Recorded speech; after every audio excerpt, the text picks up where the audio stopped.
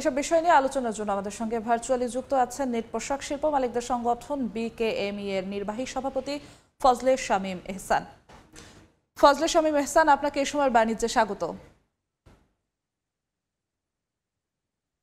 ফজলে শামীম এহসান, ভারত ও যুক্তরাজ্যের মধ্যে যে চুক্তি হয়েছে, আমরা জানি বাংলাদেশ যুক্তরাজ্যের বাজারে শুল্কমুক্ত একটি সুবিধা পায়।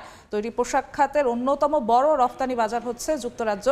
ভারত যখন সেই সুবিধা পাবে, এই চুক্তি যখন কার্যকর হবে, তখন আমাদের সামনে কি কি চ্যালেঞ্জ আছে? আপনাদের ব্যবসায়ীদের কপালে চিন্তার ভাঁজটা আসলে কেমন? ধন্যবাদ। না, এটা তো আসলে খুবই একটা চিন্তার বিষয় যে যদি আমাদের যখন এলডিসি গ্র্যাজুয়েশন হয়ে যাবে এবং আমাদের গ্রেস পিরিয়ডটা শেষ হয়ে যাবে, তখন যদি আমরা ট্যারিফ বেনিফিট না পাই যুক্তরাজ্যের বাজারে, এবং ভারত যদি তখন একটা ট্যারিফ বেনিফিটের মাধ্যমে একটা কম্পিটিটিভ সিচুয়েশন ক্রিয়েট করতে পারে, তাহলে আসলে আমরা আমাদের যে বাজারের সক্ষমতা সেটা হারাবো। কারণ এই যে এক্সট্রা যে আমাদের 12% এর উপরে যে ট্যাক্সটা আসবে, সেইটা দিয়ে আসলে টিকে থাকাটা বর্তমান যে পার্সপেক্টিভ আমাদের ইন্ডাস্ট্রির যে সিচুয়েশন, সেখানে সম্ভব না। ফলে আমাদের এখানে আসলে বেশ কিছু কাজ করার আছে। ১ নাম্বার, অবশ্যই আমরা যেন একটা এফটিএ করতে পারি সেটা এখন থেকে কাজ শুরু করা। কারণ ভারতের যে পরিমাণ দক্ষতা আছে ট্রেড নেগোসিয়েশন এর জন্যে, আমাদের কিন্তু সত্যি কথা বলতে সেই পরিমাণ নাই আমাদের সরকারের। ফলে আমাদের সময়টা অনেক বেশি লাগবে।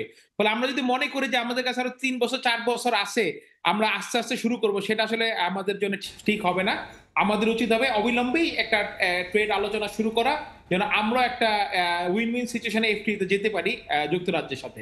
জি, আপনাদের কি উচিত হবে সেটা বললেন, কিন্তু ভারত ইতিমধ্যেই আমরা বিভিন্ন গণমাধ্যমের খবর দেখছি যে বিনিয়োগকারীরা তাদের বিনিয়োগ ইতিমধ্যে অনেকটা বাড়িয়ে দিয়েছেন। সেক্ষেত্রে প্রতিযোগিতায় বাংলাদেশের পিছিয়ে পড়ার কোনো শঙ্কা তৈরি হচ্ছে কিনা? কিছুটা তো সংখ্যা থাকবে, কিন্তু আমি মনে করি না যে এই মুহূর্তে সেটা এফেক্ট হবে। কারণ হলো যে আমাদের যেহেতু এখন আমরা এলডিসি বেনিফিটটা পাচ্ছি, আমরা এখনো ইউকে তে কিন্তু ট্যাক্স ফ্রি আমাদের প্রবেশাধিকার রয়েছে। ফলে এখন যেটা হবে সেটা আসলে বিজনেস টু বিজনেস কম্পিটিশন থাকবে। সেটা আমাদের অন্যান্য যে বিষয়গুলো আছে আমাদের বিজনেস এনভায়রনমেন্টের উপর নির্ভর করবে। কিন্তু ট্যাক্সেশনের জন্য যে ভারত যে সুবিধাটা পাবে এক্সট্রা, সেটা আসলে আমরা এখনো মনে করছি না। কিন্তু অবশ্যই আমরা একটা প্রতিযোগিতার সম্মুখীন হব। কারণ এতদিন ভারতের ট্যাক্স দিয়ে ঢুকতে হতো, আমরা ট্যাক্স বেনিফিট পেতাম। ফলে আমাদের প্লেইং ফিল্ডটা ছিল অনেক বেশি আমাদের অনুকূলে। কিন্তু এখন কিন্তু সেটা আমাদের অনুকূলে থাকবে না। এখন ব্যবসা টু ব্যবসা কম্পিটিশন হবে। সেখানে আমরা কিছুটা শঙ্কিত হলেও ভীতু নই। আমরা মনে করি যে আমাদের সেই কম্পিটিশন দেওয়ার সক্ষমতা আছে, যদি ফিল্ডটা সমান থাকে। কিন্তু যদি তারা ট্যাক্স বেনিফিটে এগিয়ে যায়, তখন কিন্তু আমরা আসলে আর পারবো না।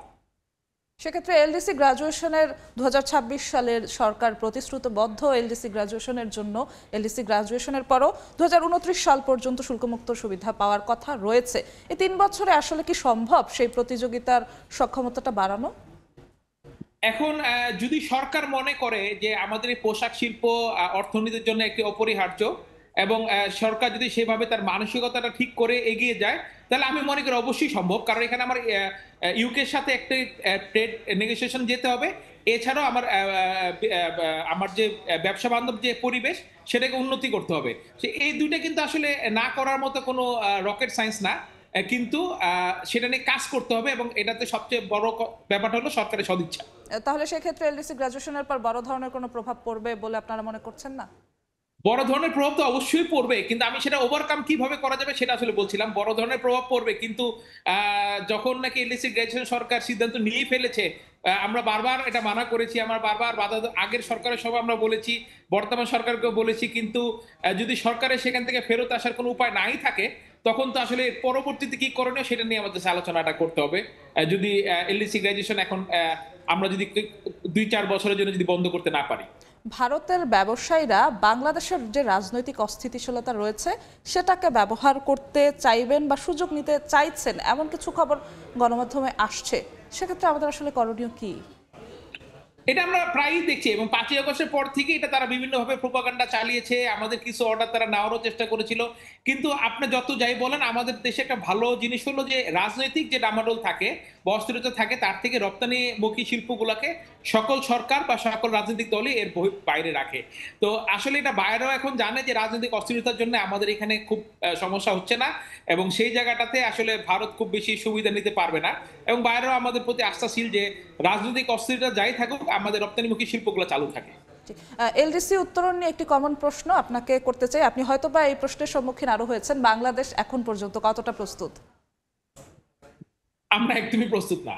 আমি যদি এক কথায় বলি, আমরা আসলে একদমই প্রস্তুত না। আমাদের কারো সাথে কোনো এফটিএ হয় নাই, আমাদের কারো সাথে কোনো পিটিএ হয় নাই, আমাদের কোনো ট্যাক্স বেনিফিট এর ব্যাপারে কথা হয় নাই। আমাদের এলডিসি গ্র্যাজুয়েশনের পরে গ্রেস পিরিয়ডটা ৩ বছর থেকে ৬ বছরে নেওয়ার ব্যাপারে আমরা এখনো কোনো সাকসেসফুল রেজাল্ট পাইনি কারো কাছ থেকে। এমনকি ইজ অফ ডুইং বিজনেস এ আমাদের যে সক্ষমতাটা বাড়ানো, আমাদের ব্যবসার যে পরিবেশটাকে আরো উন্নতি করা, সেই ব্যাপারেও আমরা কোনো ফলপ্রসূ কোনো আলোচনা বা ফলপ্রসূ কোনো পদক্ষেপ দেখতে পাই নাই। এইজন্য এক কথায় বলতে গেলে আমরা আসলে এখন পর্যন্ত রেডি হইনি। জি, এত চ্যালেঞ্জের মধ্যে সুখবরও রয়েছে। অটেক্সজার গতকালকের যে হালনাগাদ, সেখানে আমরা দেখেছি যে যুক্তরাষ্ট্রের বাজারে বড় ধরনের প্রবৃদ্ধি হয়েছে। তো আমরা প্রত্যাশা করতেই পারি যে তৈরি পোশাক খাত এগিয়ে যাবে, চ্যালেঞ্জ মোকাবেলা করবে। আপনাকে অসংখ্য ধন্যবাদ আমাদের সঙ্গে যুক্ত হওয়ার জন্য। ধন্যবাদ। আমাদের সঙ্গে তৈরি পোশাক খাতের নানান চ্যালেঞ্জ, ভারত যুক্তরাজ্য চুক্তি সহ বিভিন্ন বিষয় নিয়ে আলোচনার জন্য যুক্ত হয়েছিলেন নির্বাহী সভাপতি বিকেএমই এর ফজলে শামীম এহসান।